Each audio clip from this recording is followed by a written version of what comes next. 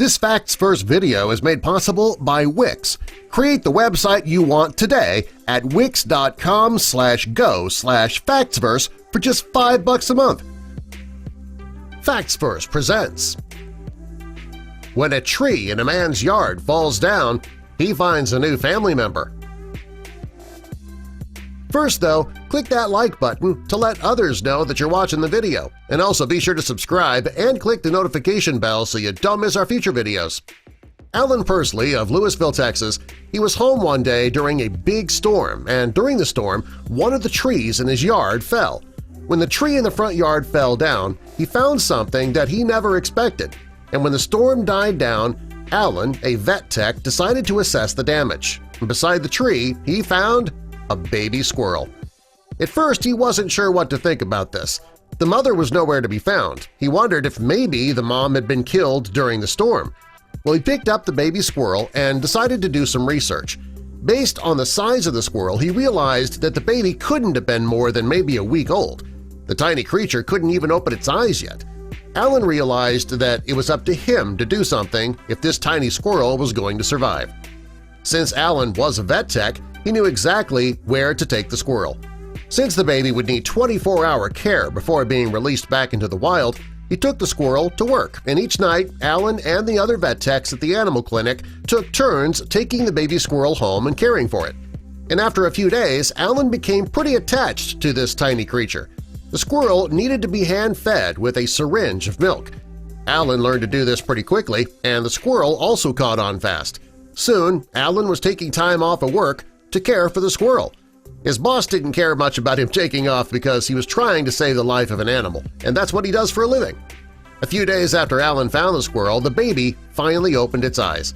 The first thing he ever saw was Alan's face. Alan was already devoted to this little squirrel, and when the baby looked up at Alan, the man realized that the feeling was mutual.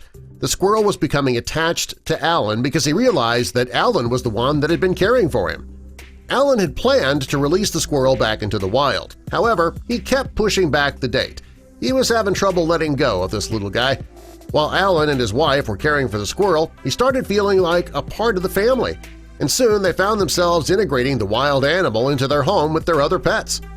Alan was a bit worried that the squirrel would not be able to care for himself in the wild since he was raised in a safe home.